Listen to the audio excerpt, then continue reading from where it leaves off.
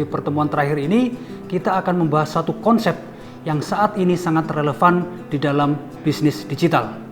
Konsep yang akan kita bahas hari ini adalah change management ataupun manajemen perubahan. Mengapa change management itu menjadi penting?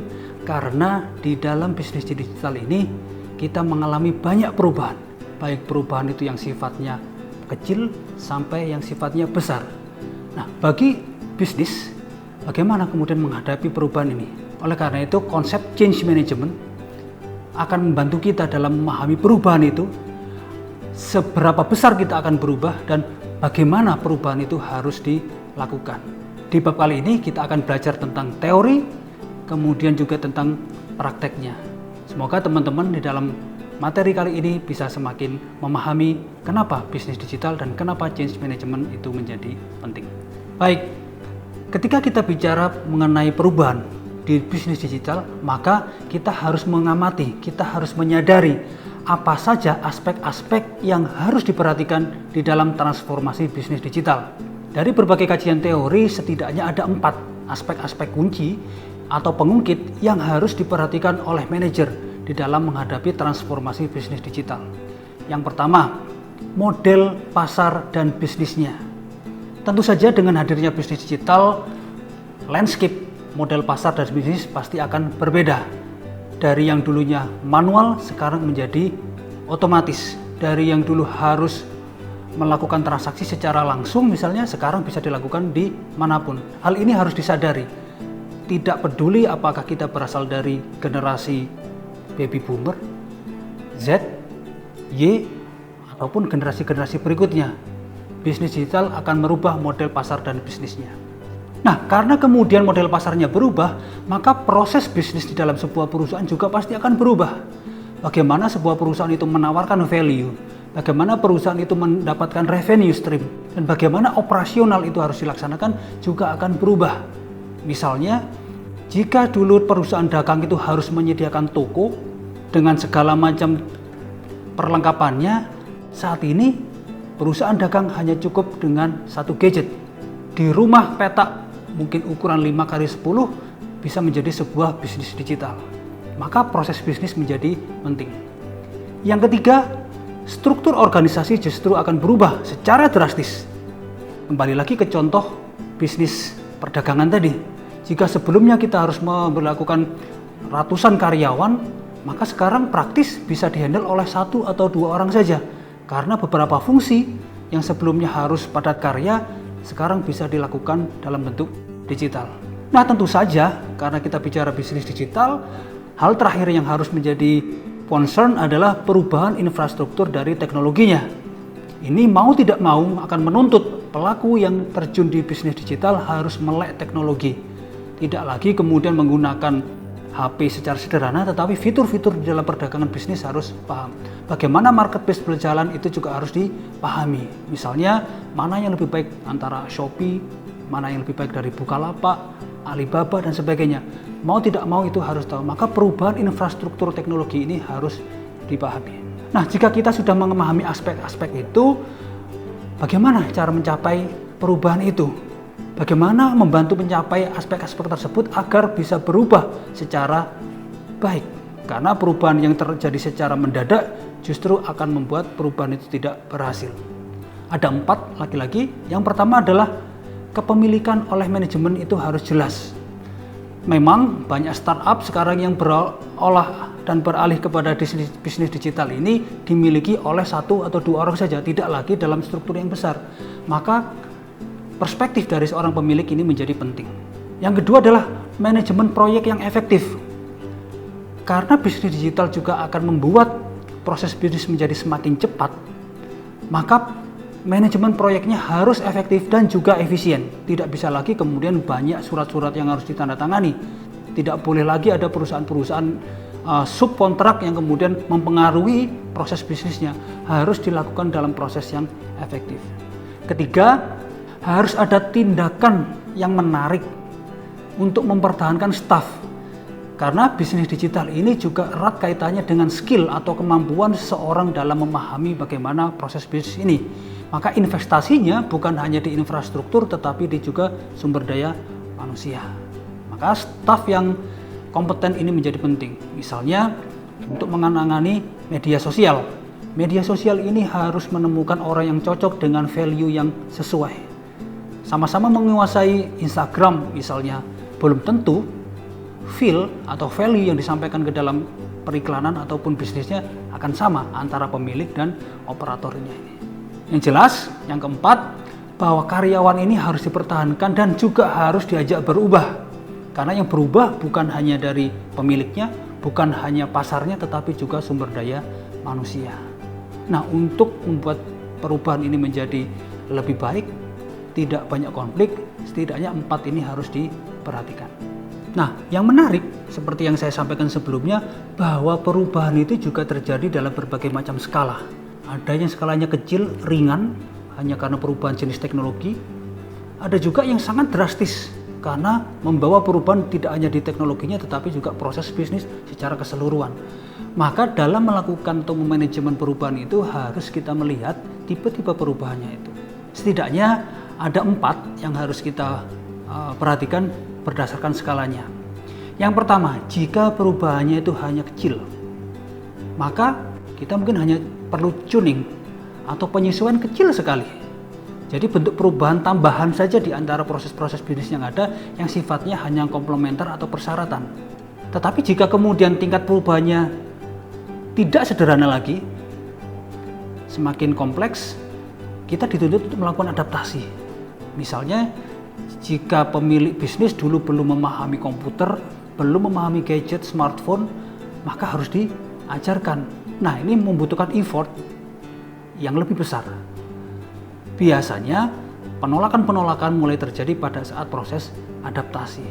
Nah, jika kemudian perubahan itu terjadi dalam skala yang lebih besar, jadi merubah landscape, misalnya pada saat kita mengalami pandemi.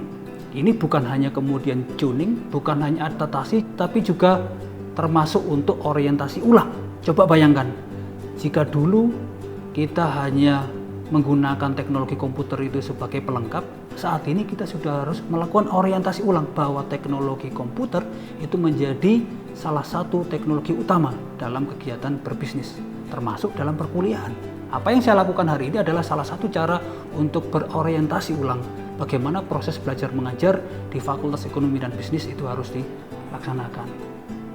Paling ekstrim adalah jika kemudian perubahan itu terjadi secara drastis dalam skala yang sangat besar, mau tidak mau kita harus menciptakan kembali. Setelah kita tahu jenis perubahannya, skala perubahannya, maka yang harus dilakukan berikutnya adalah bagaimana kita merencanakan perubahan tersebut, baik itu di tahap tuning, adaptasi, orientasi ulang, bahkan menciptakan kembali. Semuanya tetap harus melalui proses perencanaan perubahan. Jadi bukan berarti kemudian setiap kali perubahan kita langsung berubah, tidak. Tapi perubahan itu merupakan sesuatu hal yang harus direncanakan.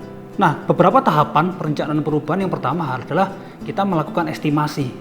Kita mengidentifikasi sejauh mana perubahan itu akan mempengaruhi landscape bisnis kita. Tentu saja kita belum tahu mengukur pasti perubahan itu seperti apa, tapi kita bisa melakukan estimasi. Dengan estimasi ini kita bisa tahu skalanya, apa saja yang harus dirubah, dan siapa yang bertanggung jawab. Setelah mengetahui estimasinya, maka tentu saja kita bicara masalah sumber daya, baik itu keuangan maupun manusianya. Maka melakukan alokasi sumber daya manusia, sumber daya perusahaan lain itu penting. Sesuai apa? Sesuai yang diestimasikan. Setelah kita punya estimasi, setelah ada alokasi, kita bicara masalah jadwal. Kapan perubahan ini? Apakah perubahannya harus dilakukan dalam waktu 1 minggu, 1 bulan, 1 tahun? Tentu saja akan menentukan bagaimana jadwal ini akan ditentukan. Ekstrim pada saat COVID, ini bahkan tidak pernah diestimasi, tidak pernah dialokasi, dan tidak pernah terjadwal. Tetapi tentunya perubahan drastis COVID ini tidak terjadi setiap hari. Nah, yang sering terjadi dalam bisnis digital adalah perubahan-perubahan teknologi. Oleh karena itu biasanya perusahaan-perusahaan teknologi akan banyak cenderung melakukan prediksi apa yang terjadi di tahun berikutnya. Bagaimana perubahan itu di 6 bulan berikutnya. Teknologi apa yang harus disiapkan. Nah, kemampuan estimasi, alokasi sumber daya, dan jadwal ini menjadi hal yang penting di dalam perencanaan perubahan. Jika kita sudah punya jadwal, ada schedule dalam waktu tertentu, maka kita harus juga merencanakan bagaimana perubahan itu harus dipantau dan dikontrol. Kenapa? Karena itu adalah sebuah strategi. Perubahan yang kita rencanakan itu juga bisa terjadi perubahan pada saat kita melakukan perubahan. Jadi bayangkan, perubahan. Maka harus ada alat pemantauan dan alat kontrolnya. Nah, ini harus disiapkan oleh manajemen. Baik itu pemantauan secara sumber daya, baik itu pemantauan secara pelaksanaan. Fungsi kontrol dilakukan untuk melakukan tindakan korektif. Jika kemudian perubahan ini terjadi di luar estimasi, maka fungsi kontrol ini bisa melakukan eskalasi. Begitu juga jika ternyata perubahan ini terjadi penurunan, maka kontrol ini berfungsi untuk melakukan penyesuaian. Nah, jika kita sudah punya fungsi-fungsi itu tadi, kita sekarang bicara tentang bagaimana caranya mengeksekusi. Merencanakan boleh bagus. Bagaimana dengan eksekusi?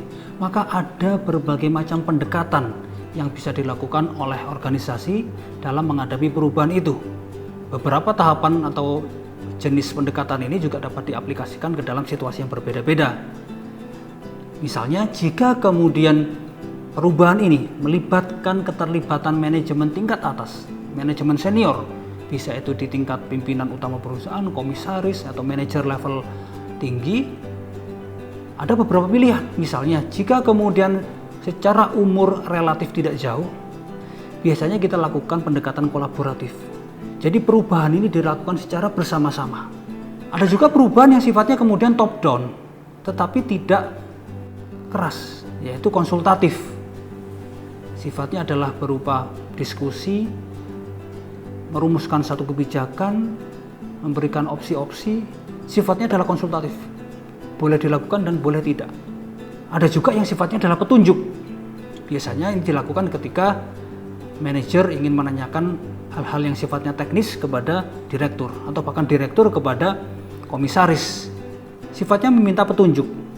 Karena sifatnya petunjuk, tentu saja boleh dilakukan, boleh tidak. Nah, yang terakhir adalah koersif atau paksaan. Ini terjadi jika kemudian perubahan itu berlangsung secara besar, dampaknya sangat masif, dan ini merupakan kepentingan utama dari perusahaan. Maka sifatnya adalah top down, benar-benar melakukan koersif, pemaksaan, dan instruksional. Tahapan selanjutnya adalah pendekatan untuk mengelola perubahan. Namanya pendekatan berarti kita boleh memilih. Karena perubahan ini skalanya berbeda, dilakukan dengan cara yang berbeda, maka pendekatannya juga harus berbeda-beda. Oke, yang pertama adalah bebaskan. Kita bisa membebaskan, kita tidak bisa kemudian memaksa, apalagi jika sifatnya adalah masih adaptif. Bebaskan orang-orang yang akan berubah untuk melakukan pendidikan, pelatihan, atau motivasi, karena mereka akan berubah dengan sendirinya. Atau jika kemudian perubahan itu terjadi dengan sangat cepat, maka memang harus dengan sedikit paksaan. Harus mengembangkan dan mengimplementasikan perubahan itu secara langsung di dalam proses sehari-hari. Atau yang lain juga ada reference. Daripada kemudian kita melakukan perubahan yang sifatnya adalah instruksional, kita berikan referensi. Bagaimana perubahan di perusahaan lain itu terjadi, bagaimana perusahaan di negara lain itu berubah. Dengan referensi seperti itu kita bisa tahu bagaimana mengelola perubahan. Nah, perubahan itu juga terjadi ketika di awal periode maupun di akhir, bahkan juga terjadi di tengah-tengah. Maka pendekatan ini juga harus melalui sebuah pendaftaran hal-hal yang penting. Didaftar kenapa? Karena siapa saja yang akan berubah. Kapan orang-orang ini akan berubah? Bagaimana perubahannya? Maka harus ada pendekatan. Apakah pada saat perubahan itu harus terjadi secara drastis? Apakah perlu adanya orientasi misalnya? Orientasi perubahan. Lalu harus ada persiapan juga dalam perubahan, karena itu tadi orang tidak dengan mudahnya berubah, maka harus ada orientasi awal, harus ada persiapan. Ini menjamin perubahan dalam transisi yang baik. Nah, pendekatan berikutnya adalah jika kemudian referensi itu tidak berjalan dengan baik, maka langsung implementasikan perubahan itu. Karena bagi beberapa orang, jika perubahan itu belum ada di depan mata, mereka tidak akan berubah. Maka ubah implementasinya. langsung hadapkan pada perubahan itu. Dan tentu saja jangan lupa, dalam setiap perubahan pasti akan memakan korban. Maka harus disiapkan backup plan atau rencana pendukung. Maka harus ada fase pendukung. Bagaimana kemudian misalnya karyawan itu merasa stres dengan perubahan ini. Tidak bisa kemudian kita langsung pecat mereka. Harus ada fase-fase pendukungnya. Harus ada fase-fase percobaannya agar kembali lagi karyawan di dalam bisnis digital ini adalah sesuatu yang berharga yang harus dijaga. Tidak mudah menemukan orang yang bisa memiliki kemampuan skill yang mumpuni di dalam bisnis digital. Nah, tentu saja materi dari pertemuan pertama sampai pertemuan hari ini tentang bisnis digital sangat kompleks. Dimulai dari tentang pengertian bisnis digital sampai kita bicara bagaimana melakukan perubahan di bisnis digital. Apa yang saya sampaikan hari ini sifatnya adalah teoritis. Kita bicaranya masih hal-hal yang normatif tentu saja. Bisnis digital terjadi setiap hari, setiap detik. Kita tidak pernah tahu perubahan itu kapan terjadi. Tapi setidaknya di bisnis digital hari ini kita tahu bahwa bisnis digital itu sudah ada di depan mata. Kita harus mempelajarinya. Bisnis harus berubah karena pasar harus berubah. Kami harapkan di seluruh sesi yang kita tempuh di dalam mata kuliah ini dapat membantu teman-teman dalam memahami bisnis digital. Tentu saja di sesi-sesi perkuliahan kita sudah melakukan diskusi. Ada banyak studi kasus, ada banyak pertanyaan, ada banyak tugas. Itu dirancang untuk membantu teman-teman dalam memahami bisnis digital secara umum. Kami tunggu aplikasi bisnis digital teman-teman semua di dalam mata kuliah yang lain, di dalam karir dan di masa depan. Sekian mata kuliah bisnis digital di semester ini. Kita ketemu lagi di semester berikutnya dengan mata kuliah yang berbeda.